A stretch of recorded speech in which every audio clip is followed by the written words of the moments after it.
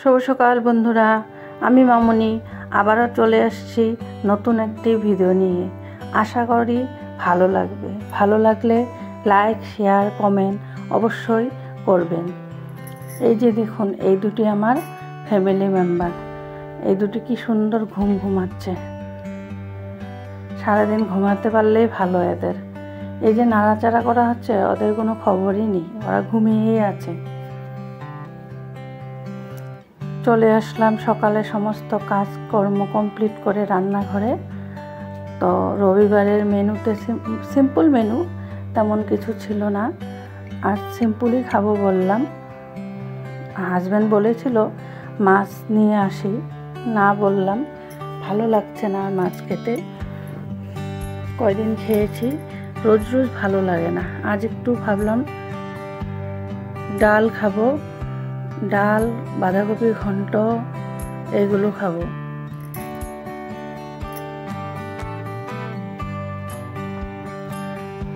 তো ঢেঁকি শাক বসিয়ে চাপিয়ে দিয়েছি। ঢেঁকি শাক দিয়ে আলু দিয়ে ভাজি করব, পাতলা মুসুরির ডাল করব, আর বাঁধাকপি ঘন্ট করব। সিম্পল আজ এই রান্নাই হবে, সাদা মাটা রান্না। আজ আর বেশি কিছু করব না। বাইরে প্রচুর বৃষ্টি হচ্ছে, অনেক কাপড় ধুয়েছি আজ।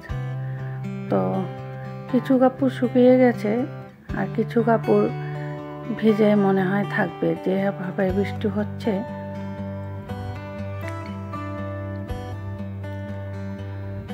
ঢেঁকি শাকটা হয়ে গেছে, এবার নামিয়ে নিচ্ছি। ঢেঁকি শাকটা একটু ভালো করে ভাজলে খেতে ভালো লাগে। যে কোনো শাকই, শাকটা ভাজা যদি ভালো হয়, শাকটা খেতে ভালো লাগে। এবার কড়াইটা পরিষ্কার করে ডালটার ফোড়ন দিয়ে দেব।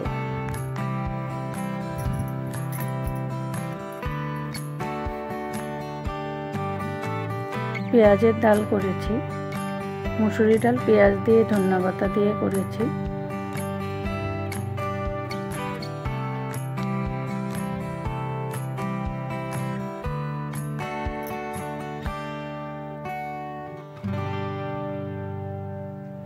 আমাদের এখানে জানেন তো, কালকের থেকে লাইন নেই।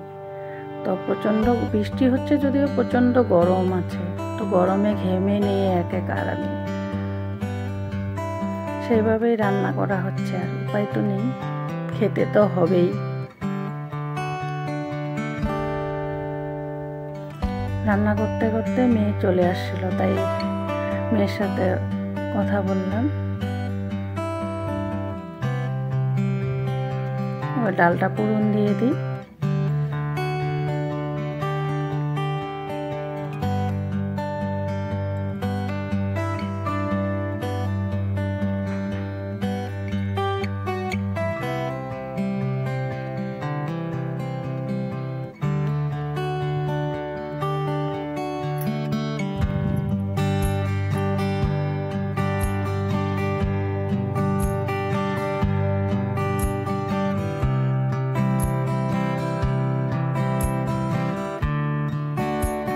ডালটা হয়ে গেছে, ডাল নামিয়ে এবার বাঁধাকপিটা সেদ্ধ বসাবো। অল্প নুন দিয়ে বাঁধাকপিটা সেদ্ধ করবো, না হলে যেন কেমন একটা গন্ধ থাকে, ভালো লাগে না খেতে। তাই অল্প সিদ্ধ করে জলটা ফেলে দিলে তারপরে খেতে ভালো লাগে।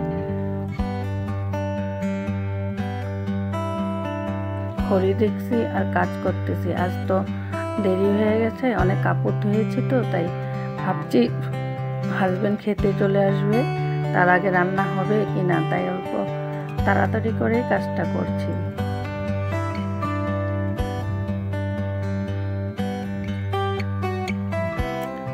বাঁধাকপিটা হয়ে গেছে, এবার ফোড়ন দিয়ে দিব। সেদ্ধ হয়ে গেছে, ফোড়ন দিয়ে দিব।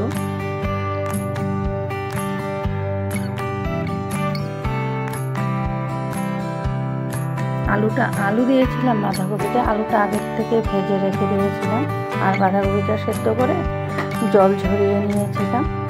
তারপরে নুন, হলুদ, কাঁচা লঙ্কা দিয়ে এবার ঢেকে দিব।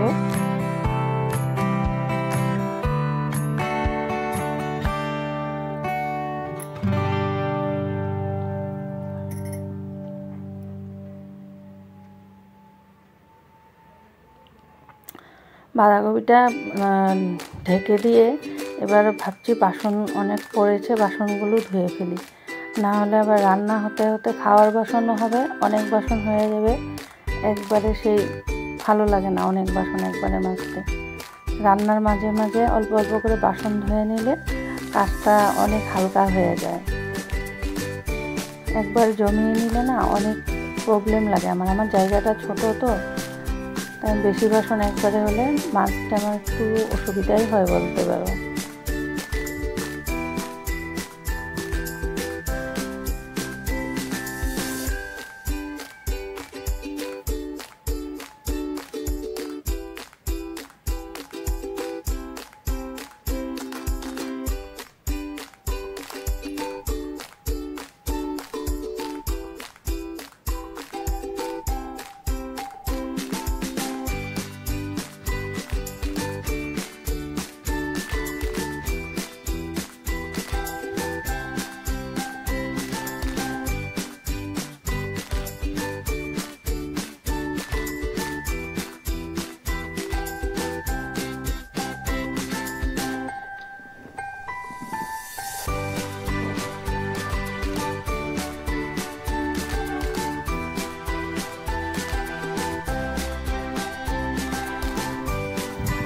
বাসন ধোয়াও হয়ে গেছে, এবার বাঁধাকপির ঘন্টটা মোটামুটি হয়ে আসছে, আর একটু ভাজতে হবে।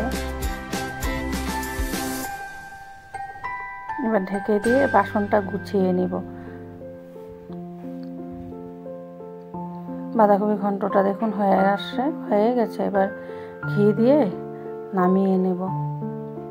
বাঁধাকপি ঘন্ট, মোচা ঘন্ট এগুলোতে ঘি দিলে খেতে ভীষণ ভালো লাগে।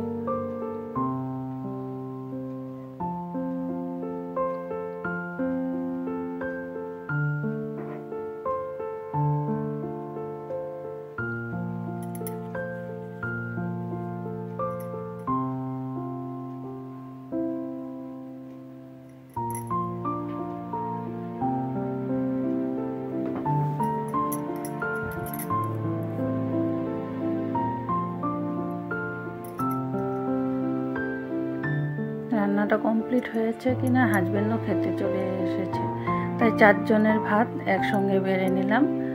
এখন 4 জনে মিলে খাওয়া দাওয়া করব। আর সিম্পল রান্না, পটল ভাজি, কাঁকরোল ভাজি, বাঁধাকপি ঘন্ট, আরও ঢেঁকি শাক, আর পাতলা মুসুরির ডাল ধনে পাতা দিয়ে। এই ছিল আজ রবিবারের মেনু, সিম্পল মেনু।